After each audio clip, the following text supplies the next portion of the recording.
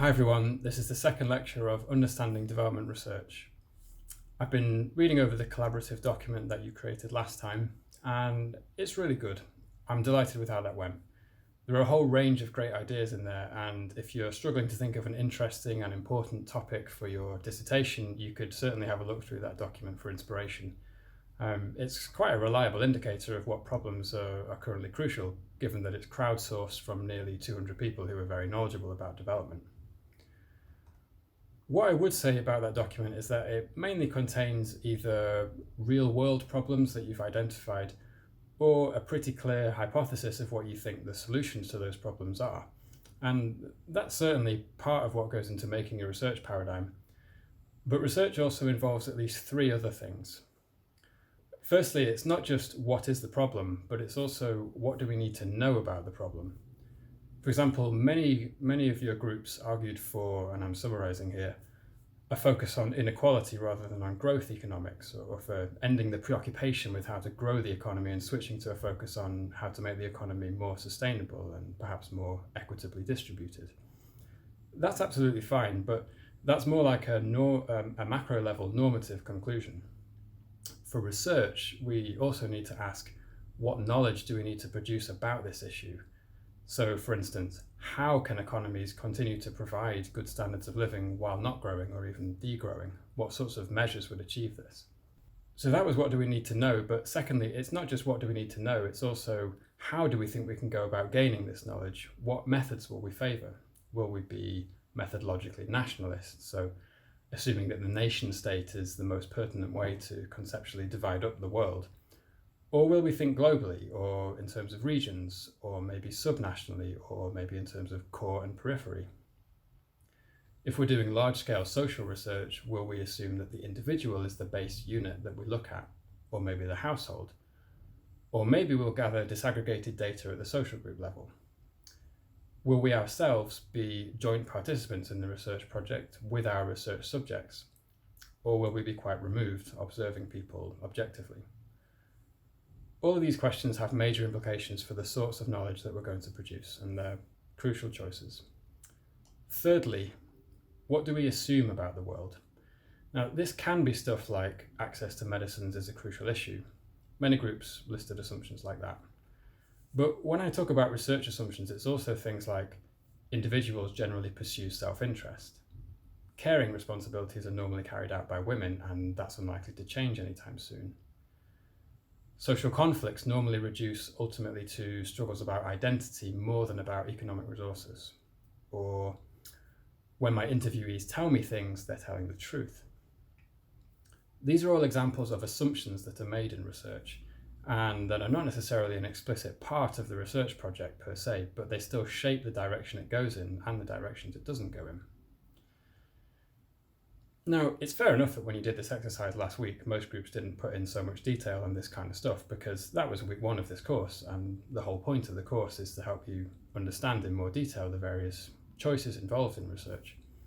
So we begin that next step today by looking at some of these choices. You may have heard of, well, you probably have heard of words like positivism, constructivism, ontology, induction, conceptual framework. Some of you may already understand these things very well, some of you may not. Either is fine. I'm going to try to show you what these things are and why they matter. Now, doing that does involve introducing and defining quite a lot of words, so I ask you to be patient with this because it is important, and I will try to make it clear why this stuff matters to real-world research. So firstly, to begin, I would like you to think about what I like to call the research verbs, or maybe research tasks. What kind of thing is it that your research does?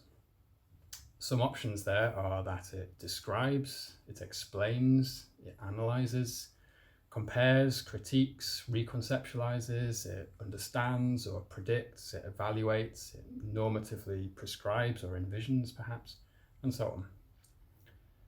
It can do more than one of these things simultaneously, of course, but it's normally the case that it can't do that many of them simultaneously.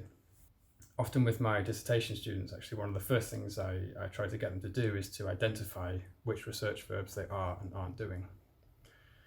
But this is also more immediately relevant for this lecture because different types of research approach are good and bad at doing different research verbs. And what kind of research you do and the research tasks you're able to engage in is also shaped, whether or not you even realize it, by some larger and more abstract questions.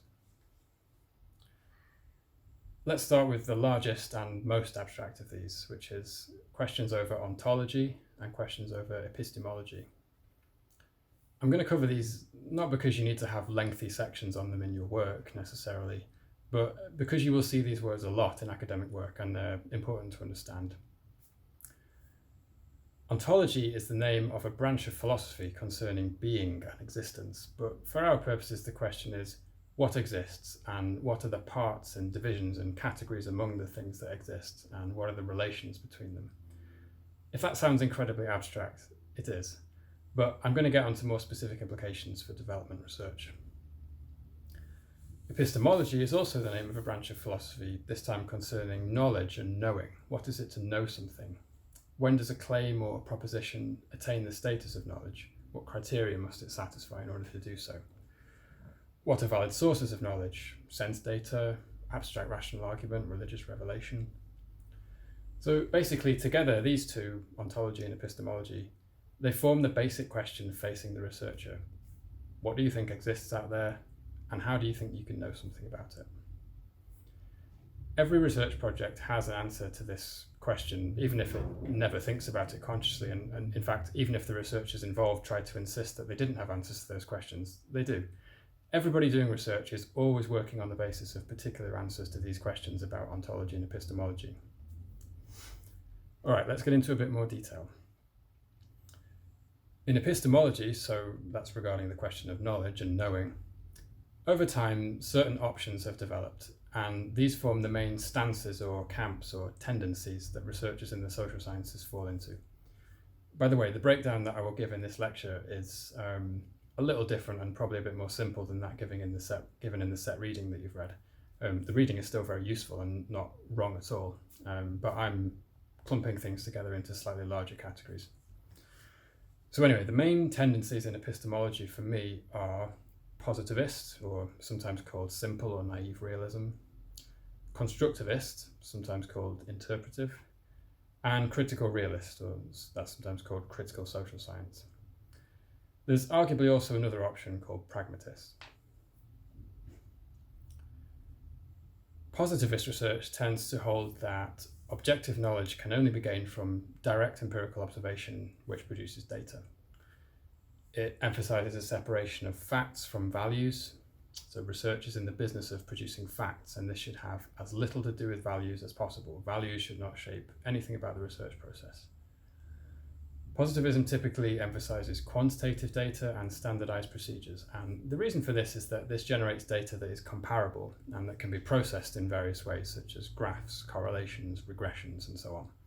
If you think about it, if you ask 100 different people exactly the same questions and you give them all the same options for answering those questions, then that's powerful because then you can compare that data, you can count data points, you can produce statistics and do numerical things with it, in a way that you can't do if you allow your conversations in those interviews to flow wherever they may and you allow them much more flexibility about what they say to you.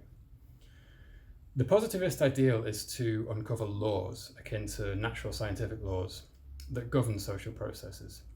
And for this reason, findings under this paradigm should be generalizable. And that means that the insights can be applied to many other similar cases, or maybe even all other similar cases. A very common feedback comment on research presentations in this type of work is, I'm not convinced about how well this generalizes, and that's a major problem in this paradigm. When positivists want to know about causality, i.e. what normally causes A to happen, or what were the causes of B, a positivist thinks that you can't really know for sure what causes something, and all you can do is to demonstrate an empirical regularity or correlation, and then maybe try to infer causation from that.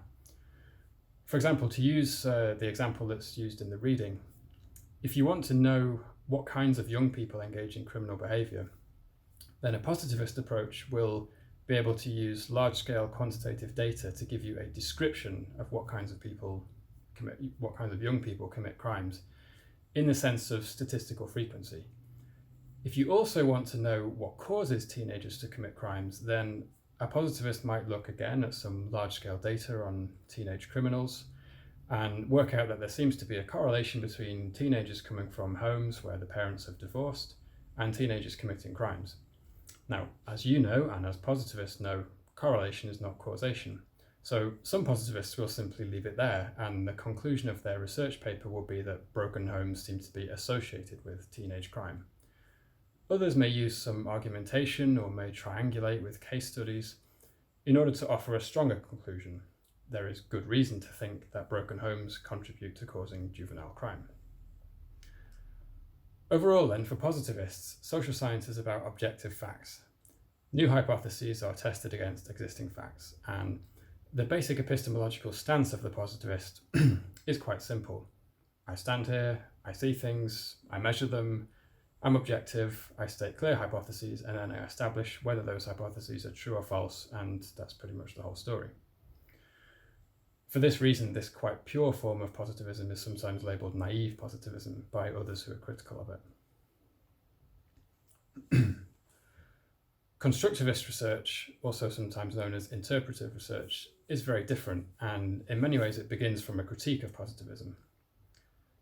Constructivists emphasise the socially constructed nature of knowledge. They tend to think that if knowledge claims are true in any sense, this is just in relation to the subjective understanding of certain people. They believe that social science gains more insight when it tries to understand what people believe, how their reality seems to them, what meaning events have for them. Constructivists will often analyse texts, language, and behaviour or people's statements in order to understand something about a society, its values, its practices, and so on. They're sceptical of positivist claim to have separated values out from facts in social science research. Constructivists think that this is an impossibility and the researcher can never do this and instead has to just recognise their values and those of the people who they're researching.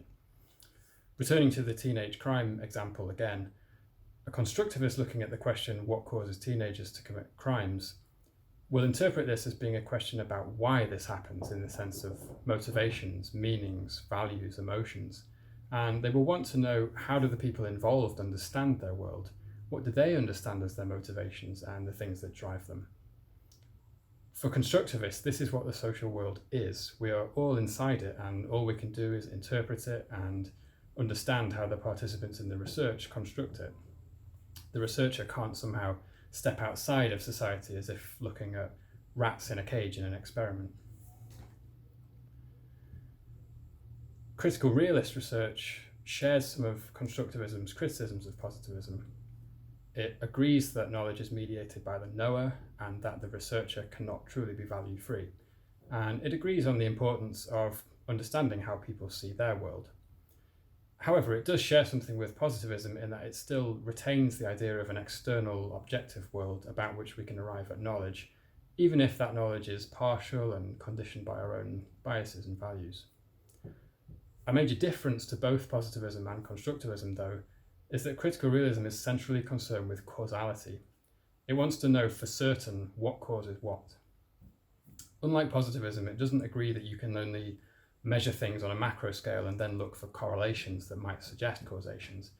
And unlike constructivism, it's not only interested in interpreting social reality. Critical realists think that you can establish definite and objective knowledge about what causes what through a combination of macro correlations, qualitative methods to, for example, ask people, why did you do X? And the usage of knowledge about history and social structure. This allows researchers to, so the argument goes, search for what critical realists normally call causal mechanisms. Causal mechanisms are law-like in the sense that they have tendencies. For example, in the case of our teenage crime research question, a critical realist will be asking a question like, what causal mechanisms drive increases in teenage crime? Things like peer group influence within certain contextual conditions would be an example. Another example of causal mechanisms, to randomly just pick an example, is seen in Charles Tilley's account of democratization. Tilley argues that three types of causal mechanisms typically interact to drive democratization. One is public politics, where there's a relationship of binding consultation between the public and the government. The second is a reduction in inequalities between category groups of people within society. And the third is a shift in networks of trust from personal arenas outside the state towards trust in government agencies and a trust that government will honour its long-term commitments. And Tilly argues that these three things are causal mechanisms that can be seen in the objective world, and they have clear and strong tendencies to cause reality to go in certain directions, i.e. towards democratization. So this argument is based not just on an attempt to correlate certain variables with certain outcomes for democracy, like in positivist research, but rather on within-case analyses of what the actual historical causal process of democratization was in many different cases. A fourth and slightly different possible option in epistemology is what's normally known as pragmatism. Pragmatism generally would like to steer clear of ultimate debates about knowledge and reality, and instead it's driven by a problem-solving attitude. The truth is simply whatever seems to work in helping us to construct accounts of the world that are internally consistent, that are logically harmonious within themselves. And more importantly, it's whatever seems to work in helping us to advance our valued goals and aims. The idea is that we can have a rough theory of something that we use as a rule of thumb, and we just use it to the extent that it works to solve the practical problem that we're interested in. So once again, returning to the example case of teenage crime, if our practical problem is how can we reduce teenage crime, or how can we stop teenagers getting into law-breaking activities, for a pragmatist, we will simply start out with some likely hypotheses, like, for example, poverty is to blame, or lack of leisure opportunities is to blame, or lack of a stable home environment and strong role models is to blame. And then we'll try to do the best we can using potentially a range of different methodological approaches. And the aim is to generate theory that informs effective practice. If it seems that, for example, providing lots of leisure opportunities to youths in high crime areas still doesn't seem to have any effect in preventing them from getting involved in criminal activity, then we would say, okay, well, that's not part of the truth of this situation then. Leisure activities don't seem to be very relevant to understanding and practically addressing this problem, so we need to find another theory of what works. However, maybe for some reason that situation might change in the future, or maybe it's different in a different city for some reason. So for the pragmatist, truth is just this tentative provisional thing that might be revised. As you might expect, pragmatism is often associated with a pluralistic approach to the other research paradigms and methodologies. It likes to take what it thinks it needs at whatever time. And it tends to lead you towards mixed methods, so for example, a mix of quantitative and qualitative. All right, so that is, in my opinion, the basic menu of options in epistemology, and that's how they generate the major research paradigms. There are also choices in ontology. So remember, that's the question about what things exist and what are their parts and relations. And there are various aspects to the question of ontology, but here I'll focus on ontology for the purposes of social science research, because that's basically what we're all doing. And in social ontology, the particular question is something like, what do you assume society is made up of? What are the entities in your research project? The social world is infinitely complex. There are many different ways that one could carve it up or try to categorize things. Here I want to propose that there are three main important options in terms of what the field of social science tends to do, ontologically speaking. So firstly, individualists assume that individuals are the base material of society. The claim there is that anything that you might want to know about a society or a social process ultimately reduces to a set of facts about individuals. So if you imagine that you were some kind of supercomputer and you knew every fact about every individual, their characteristics, their life history, their desires, all the decisions they've ever made, if you knew all of that, then you would know everything there is to know about society. Let's give an example of an individualist research design. So imagine that your research question is, why are people in poverty in Rio de Janeiro? An individualist approach would, for example, carry out surveys of lots of poor people and see what they have in common. For example, they lack certain assets like land or education or social capital. Maybe they tend to have made certain kinds of life decisions like migrating rural to urban or becoming addicted to drugs. Quite a lot of economics tends to be individualist, as does a lot of mainstream political science. And again, one reason for that, and here you'll see a link back to positivism as a paradigm, is that variables pertaining to individuals are quite easy to measure and count and compare. Relational ontologies primarily take social relations to be the thing of interest to a study. So you're not so much looking at A or B, but rather at what's the relation between them. Network analysis is one example of a relational type approach. Individuals are there, of course, but the object of study is how they relate to one another in a network. Political settlements, which should be familiar to anyone who's done any of the politics modules, that's another example of a relational type of approach. It tries to explain how politics shapes different development trajectories, not so much by looking at the choices of individuals or what resources they hold or what voters have done, but rather by analysing the power relations between different elite groups competing for power in a society and how this shapes politics and development. Most forms of feminist thinking are relational. Rather than seeing society as just a large aggregate of lots of separate individuals, feminist thought tends to emphasise how social relations between men and women shape their behaviour and the choices available to them. Similarly, much feminist work in development studies has tended to flag up how people, but especially more commonly women, inhabit a range of relations of care, for instance, to children, to husbands, to elderly or sick relatives, and often to others in the community. And this, they argue, means that research that ontologically takes individuals as the basic unit of analysis, and so looks at everybody's income, assets, choices, misses something important about this relational aspect of how society functions. So that was the second option in ontology. The third one being holism or structuralism or possibly systems thinking. So holist approaches look at overall wholes or structures or systems.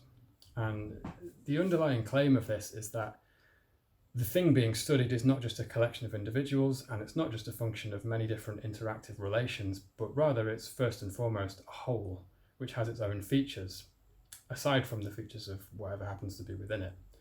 The holist claim is that there are many things that we can only really understand if we understand the whole context as functioning as an integrated system. So the individualist has a kind of bottom-up idea of how social outcomes happen. You just add together all of the small individual level factors and choices and behaviours, and that adds up to macro-scale societal outcomes.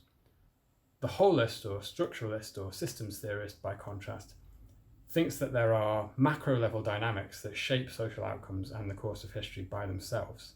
And in fact, a strong version of this claim is that this is not just a convenient shorthand because all the facts about individuals are too complicated for us to know. The strong version of the claim is that these macro whole system type effects don't simply reduce to facts about individuals. Systems have self-sustaining logics. Orthodox Marxism is one example of holist thinking, because there the idea is that a capitalist economy is a total system, and the mode of production of that economy influences almost everything else within society. And it's only by understanding the dynamics of the whole, therefore, so ownership of the means of production, class struggle, the material base and ideological superstructure, it's only by understanding these dynamics of the whole that you can really understand anything about specific social science questions for the Marxist. It's not the case that things in capitalist economies happen because every individual has certain choices and behaviours and then these add up to an aggregate effect.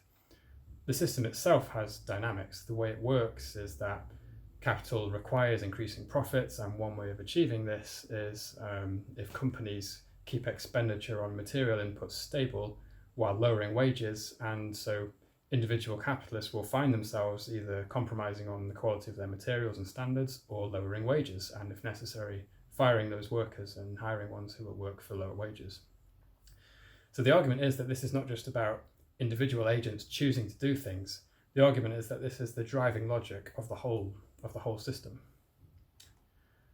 World systems theory of Immanuel Wallerstein and others is another example, and briefly the argument there is that the most important unit for understanding how most people's lives go is a world system, meaning a large-scale division of labour in almost all of humanity between core areas, semi-periphery areas and periphery areas, where surplus value is redistributed from the periphery to the core.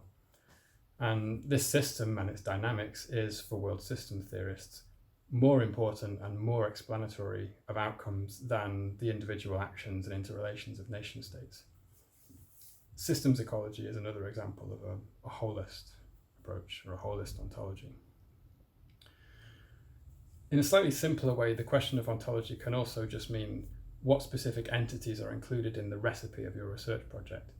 Institutions, corporations, individuals, social movements, families, identity groups. What are the relevant social units? All right, so we've now talked about ontology and epistemology, which are deep foundational assumptions underneath a research project. Now let's look at different ways that research projects aim to establish knowledge, aim to argue for a certain conclusion. This is what we can call the logic of inquiry, or the logic of a knowledge claim. Again, different people might come up with slightly different lists here, but I'm going to say that there are 4 logics of inquiry, and I think this reflects what's in the reading. Induction, deduction, retroduction, and abduction. So let's take these in order. Induction.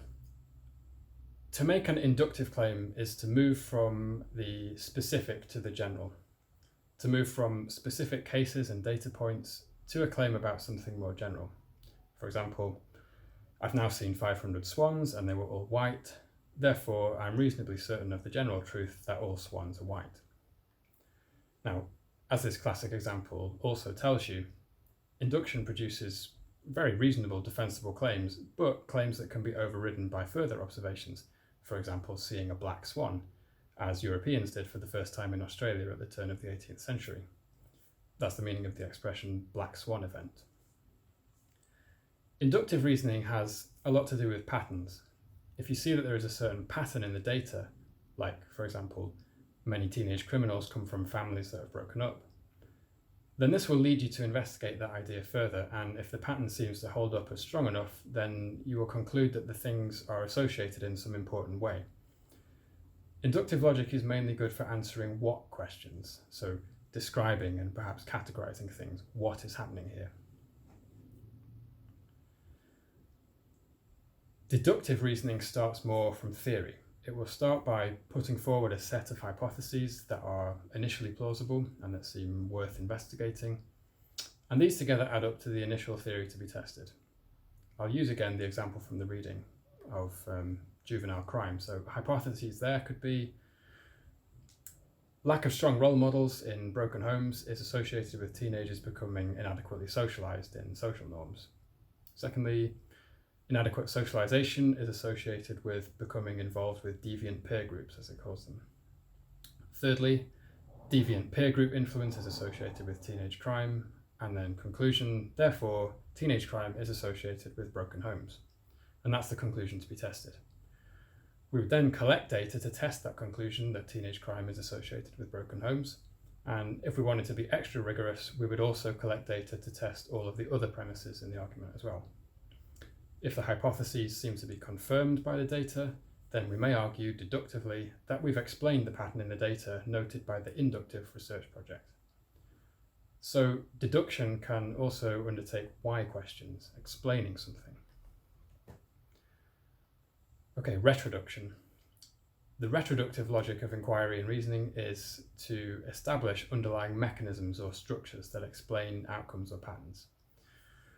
What's crucial in this type of work is, as well as a description of the thing to be explained, an analysis of the context in which it takes place. So if we want to answer the question, why do young people do crimes and why does juvenile crime seem to be associated with broken homes, we will think about mechanisms that could plausibly play a causal role in producing that outcome, and then we'll investigate how these work within the context in which the outcome, juvenile crime, takes place.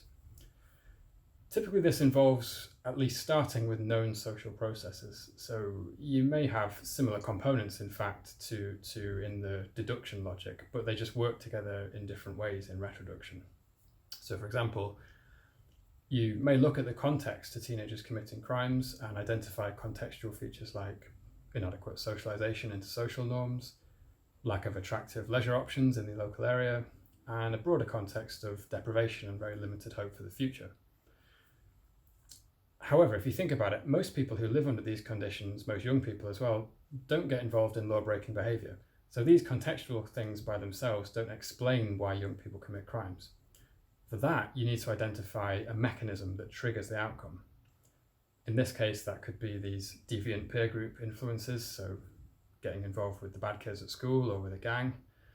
It could also be drug addiction. It could also be when households go below a certain level of material poverty. And these mechanisms, the argument would go, they don't necessarily always lead to the outcome of teenagers committing crimes, but you will reason retroductively, in this kind of context, these mechanisms strongly tend towards this outcome, and thus they can be said to explain it. So, like deduction and unlike induction, retroduction is good for answering why questions. It's good for explaining. And finally then, abduction. Abduction can answer both what questions, describing, categorizing, conceptualizing, but it can also answer why questions, explaining, analyzing. However, its approach to answering why questions is a little different. It interprets the question why not so much as looking for causes, but for reasons. That's a subtle distinction. If you ask, for example, why did Labour lose the election? A causal answer is that large numbers of previously Labour-supporting voters in the Midlands switched to the Conservative Party and Labour didn't make up gains elsewhere to offset that. An answer in terms of reasons is that large numbers of traditionally Labour voters disliked the party's stance on Brexit, whether because they wanted it to be more strongly pro-EU or they wanted it to be more strongly anti-EU. And this combined with the sense that Labour no longer reflected their values and identities. That's a different version of why. For this reason, the abductive logic of inquiry typically often begins by trying to understand how the relevant social actors understand their world. What are the implicit theories they have, their values, the categories they use to bring organisation to their understanding of life? Abductive logic is also often associated with practically oriented research. It's because it's happy to just start with the understandings and concepts used by a community itself and then simply seek to find a workable answer to certain questions within those terms and using the language and conceptual scheme from everyday practice of these people. All right, let's move on to talking about some implications, having introduced quite a lot of terminology. If you've been paying attention, then you will have noticed that these logics of inquiry, as I've called them, they seem to apply a natural affinity with the different research paradigms that we looked at before that. That's correct. Now, it's not completely absolute and neat and tidy, but yeah, we can make some generalizations along that line. So let's take stock by putting together everything into one big chart. Give you a moment to look at that. So to recap and to try and draw out the relations between these things a bit more, positivism, we said, is aiming in the social sciences to get as close to the methods of the hard sciences as possible. It's often methodologically individualist in terms of social ontology. It likely pushes towards quantitative methods because of its preference for experiments similar to the natural sciences. If you think about it, in order to separate out something social for an experiment like a randomized controlled trial, you have to assume for experimental purposes that it exists in isolation and has no interactive relations with a larger whole, or at least you set those aside for the purposes of the experiment, or you somehow try to control for them. This informs much of mainstream economics, which remains largely within the neoclassical tradition of economics, and much of mainstream political science.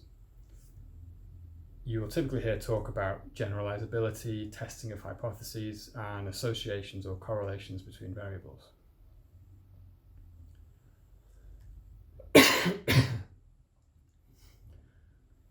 Constructivism almost certainly pushes you towards qualitative methods, and in social ontology it's normally either individualism or relationalism. Critical realism likely pushes you towards either qualitative or mixed methods, and in terms of social ontology, normally is either relationalist or holist.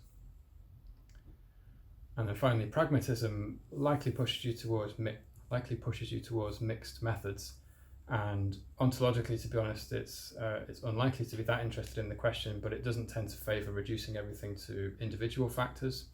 but it's also unlikely to be interested in placing everything within a grand systems theory. But that's not to say that pragmatism is ontologically relational necessarily. Those guys do what they think works at the time. Now, while I've been going over these various paradigms and big methodological choices, you've probably gotten in your mind some suspicions about the strengths and weaknesses of these. That's a very complicated matter. I think that in this course, Understanding Development Research in general, the overall message is that research and the advance of knowledge is an enormous collective enterprise, and in that enterprise, diversity is a good thing. Let 1,000 flowers bloom. We're not here to tell you that any particular paradigms or methods are bad and you shouldn't do them, or they're wonderful and you must do them. And as well, methodological paradigms are more like a starting point and a framework for carrying out research. Most researchers in real life are somewhat creative with what they do, and they'll borrow elements from other paradigms.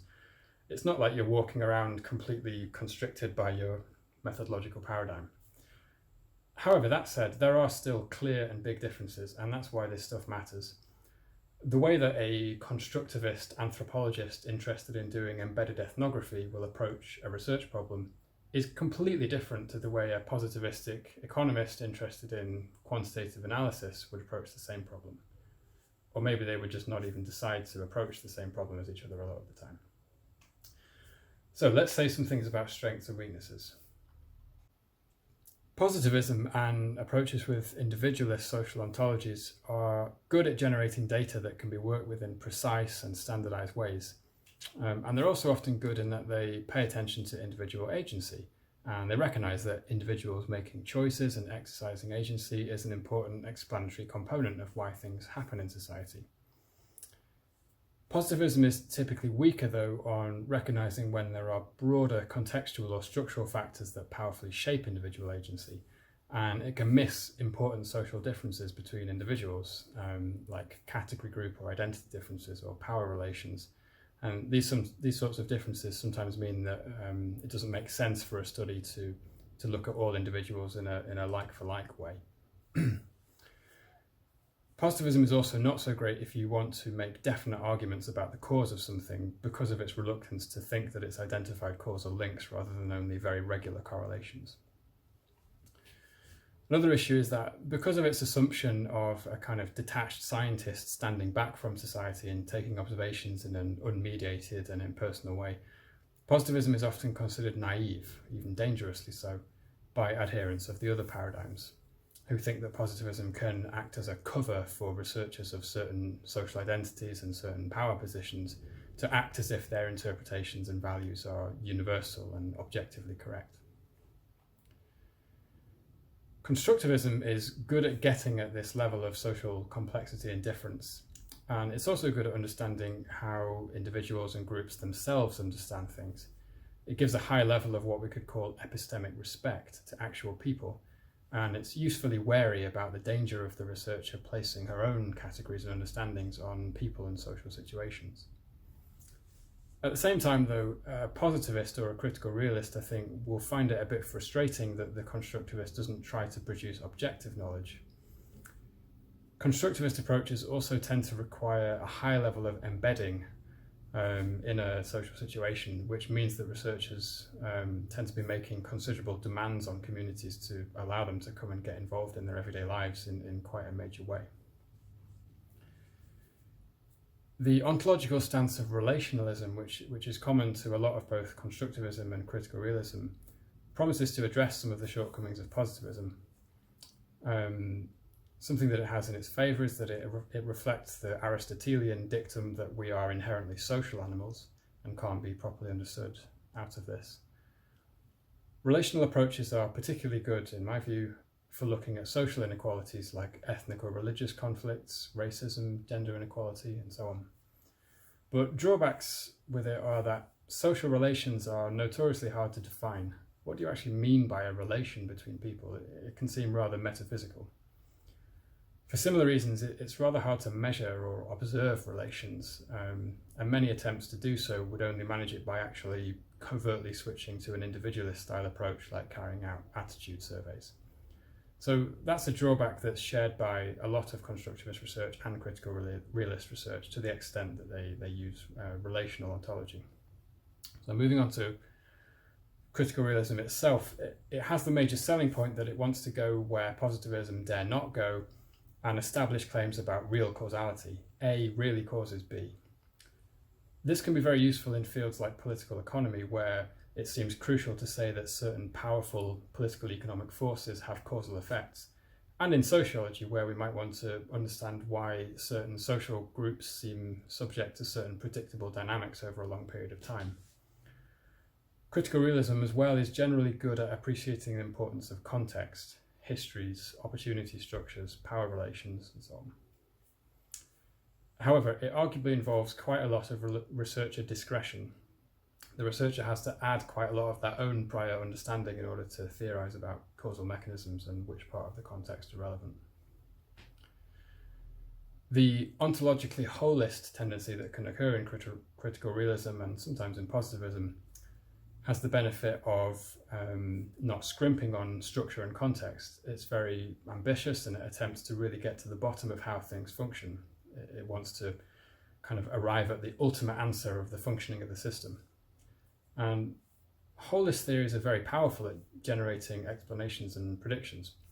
However, they also can be criticized on several points. They often appear to completely overlook human agency and act as if individuals are just automatons being pushed around by the forces of the social structure. They can also tend towards being somewhat dogmatic, in the sense that it's difficult to know how to falsify them. It's difficult to know what sort of evidence would count against them, and that's generally thought to be an illegitimate feature of a theory. The claims are so big that sometimes it can seem as if almost any evidence can just be fitted in to kind of broadly reconfirm the theory. Finally, pragmatism will, I expect, sound very attractive to many of you for at least two reasons. Firstly, it isn't that interested in these debates about ontology and epistemology, so you can kind of ignore those and maybe think that's a good thing. Secondly, it's practical and action-oriented, and normally the majority of people interested in global development, I tend to find that they're interested in it because they want to do certain things or want to see certain changes in the world be achieved. However, although for these reasons pragmatism sounds quite attractive on the face of it, I would still have reservations. Firstly, I'm not convinced that it's really a separate research paradigm per se, as much as just a different attitude towards the other paradigms. And that's fine. But if that's true, then it still means that the researcher must, at a given time, choose when to follow one of the other paradigms, and then at that time, the problems inherent in those approaches will still need addressing. As well, I'm always a little bit wary of talk of what works, or just doing what works. It sounds so simple, but if that's the case, then why aren't we all just trying to do what works? The thing is that what works can be hiding underlying questions like, for what goals and what means are you willing to use? And sometimes as well, maybe the simplest answer isn't the best answer. Moreover, pragmatism may not contribute as much to the overall progress of knowledge because of its nature as being a little more situational and not aiming at deeper truths. And so the value of a research project for other people in other places at other times may possibly not be so great. However, I have a suspicion that Jindo is quite sympathetic to pragmatism as an approach, so given that he has the final 3 lectures with you, maybe he can have the final word on that. Alright, so I had intended in this lecture to move on to the idea of looking at theories and conceptual frameworks, but as it's worked out, I think instead I'm going to include that next time. So next time we'll look at examples of conceptual frameworks and what that means, and what it would mean to use them in your work. Here are a few examples quickly to whet your appetite. This one's from a project looking at political settlements and maternal health. This is one from Jindo, a blog about poverty in Uganda, and then a couple from me about politics and social justice. But that's for next time. For now then, we'll return to the live session.